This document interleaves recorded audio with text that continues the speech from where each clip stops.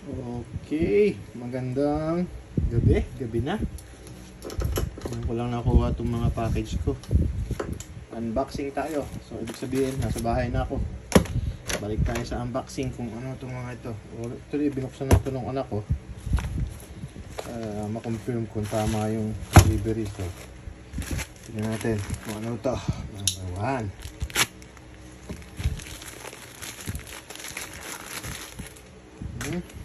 Ano ba ito? Uy, chip na level digital. Mayroon siyang magnet. So testing natin magnet. Sample ito.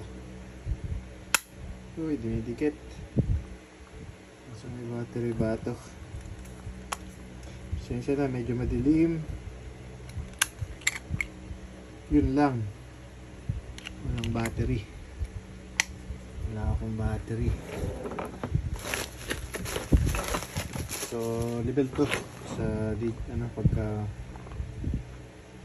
degree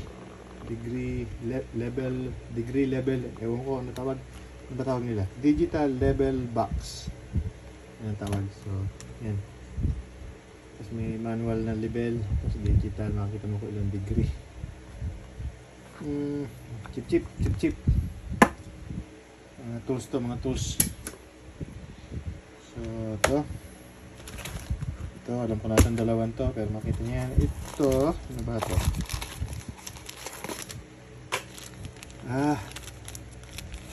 Truss bearing.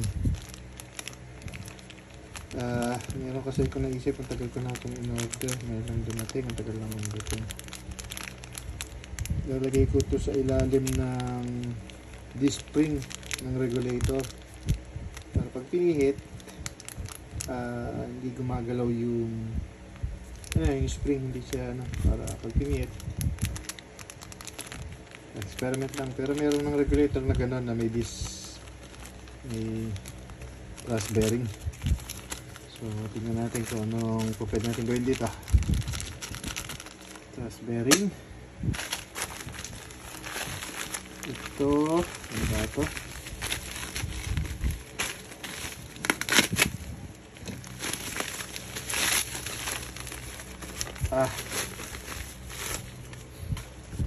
Roller bearing. Yan. Ano kasi kung planong gawin, abangan nyo na lang, hindi video ko yun. Ito yung mga bearing. Tingnan natin kung ganitong kalaki. Bearing. Ito.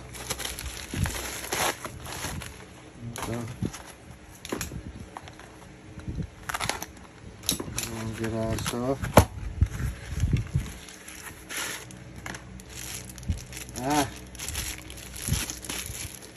Holder ng ano tawag dito? Pang thread. Top. Holder ng top. Dalawang piraso. Maganda kasi ito, quality kasi din sa mga iba. So, dalawang size to. Gusto kasi ito na ganito yung pantap ko, kasi bumili ko ng malaki. Ito yung malaki.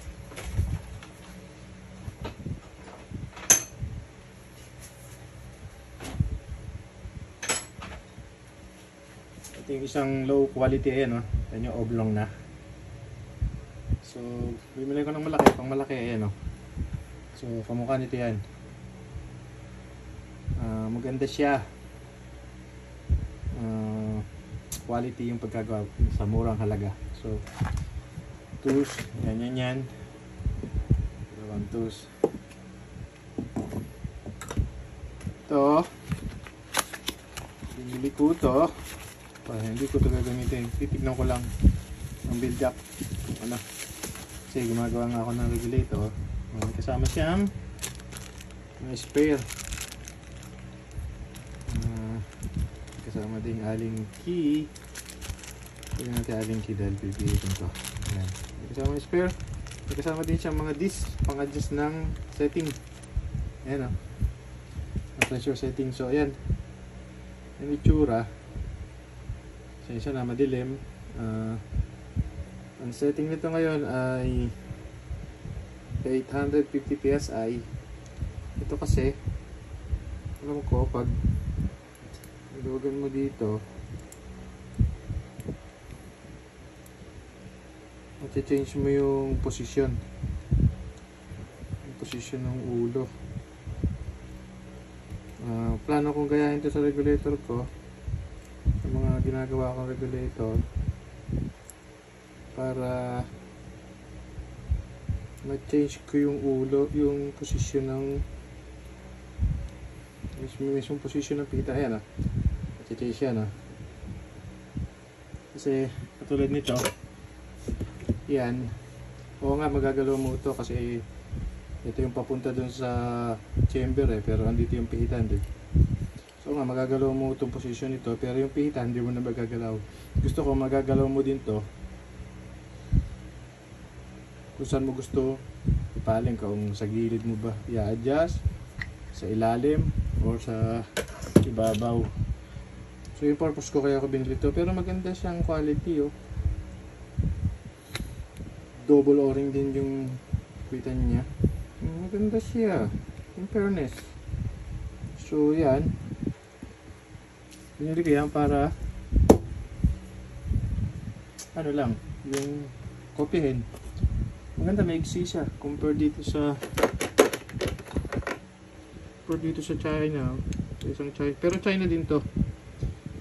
O lahat naman ginagawa ng China, sinasabi lang nila minsan Taiwan, pero China din gawa yun. Ang mga iksi ng konti dito sa China, at dito sa China din. Ayan, ang ganda yung tsura, double o-ring pa, hindi siyang check valve doon. Makita nyo, reviewing ko to, babaklasin ko kung ano yung tsura sa loob. So ito, ang isang to, lagyan mo natin to para walang kalat.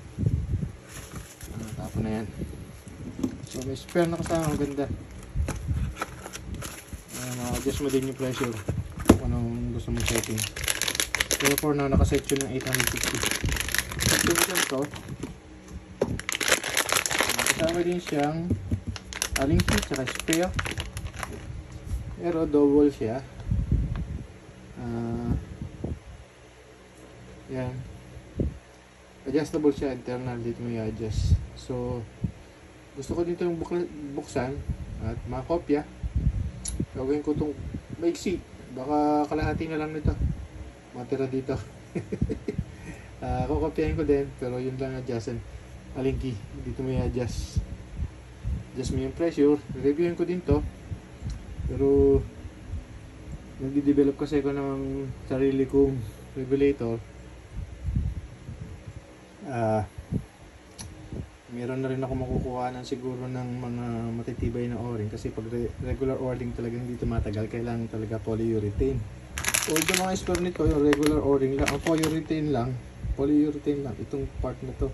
Pero maganda sana kung may lalagay mo dito polyurethane din. Wala kasing mabilan, so kailangan custom paggawa. Medyo mataas siguro magkakahalaga yung isang o-ring, baka 100 pesos na, kasi polyurethane. Pero pag maganda kasi, may disadvantage, yun nga yung o-ring. Gawin ko itong mixi, lagayan ko din. So adjustment, tank, ito yung sa receiver side. Hindi ko rin kasi gusto ganyan siguro ang posisyon nito. Yan, kung ito yung receiver mo, ito yung receiver, ito yung barrel. Yan, yun yung magiging posisyon niya. Pero adjust mo dito. Ayan, adjust mo dito, pababang ganito. Pwede na, pero paano mo to kung ang pihit doon sa receiver mo ay ganyan, edi ang pangit na. Pwede pa rin. Doon pala magkakarga. Ito yung pihitan. Yung pagkaalanganin, hindi mo na siya mahipid o mamodify mo pa rin to. Dito ko magtatabas, pero pantay na dito. Pantay na dito sa side na to. Ayan. Sa side na to, pantayin na. So, mahirap mag-align ng gusto mong alignment. Swerte mo pag tumapat na maganda kung saan mo gusto. Pero dito, wala. Pero maganda kung mapipihit mo din to. Katulad nitong isa. Sa alignment. So, tignan natin kung ano pwede natin gawin. So, re-reviewin ko din to. Babaklasin ko kung ano ang itsura. In order ko, binili ko. Medyo may kamahalan.